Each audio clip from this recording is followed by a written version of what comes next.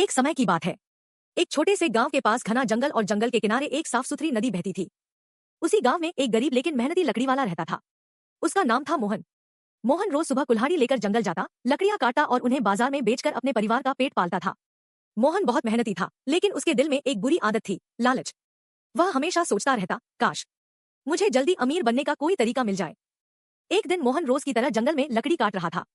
दोपहर हो चुकी थी और धूप तेज थी।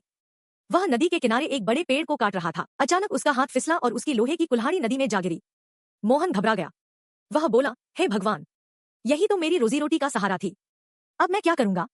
वह नदी के किनारे बैठकर रोने लगा। तभी अचानक नदी से एक देवी प्रकट हुई। उनके हाथ में एक सोने की कुल्हाड़ी थी। देवी ने मधुर स्वर में पूछा, लकड़ी वाले, क्या यह कुल्हाड़ी तुम्हारी है? मोहन ने सोने की कुल्हाड़ी देखी। उसका दिल लालच से भर गया। वह सोचने लगा, अगर मैं हाँ कह दूं तो मैं अमीर बन जाऊंगा। लेकिन उसने झूठ बोलने का फैसला कर लिया और बोला, हाँ माता, यही मेरी कुल्हाड़ी है। देवी मुस्कुराई और फिर नदी में डूब गई। कुछ देर बाद वे चांदी की कुल्हाड़ी लेकर वापस आईं। क्या यह तुम्हारी कुल्हाड़ी है? उन्होंने पूछा। मोहन और भी लालची हो गया। उसने कहा, हाँ माता, यही मेरी कुल्हाड़ी है। देवी फिर मुस्कुराई और तीसरी बार नदी में गई। इस बार वे साधारण लोहे की कुल्हाड़ी लेकर आईं। उन्होंने पूछा, क्या यह तुम्हारी कुल्हाड़ी है? मोहन ने कुल्हाड़ी पहचान ली। यह वही थी जो उसकी थी। लेकिन लालच में अंधा होकर वह बोला, नहीं माता, यह मेरी कुल्हाड़ी नहीं है।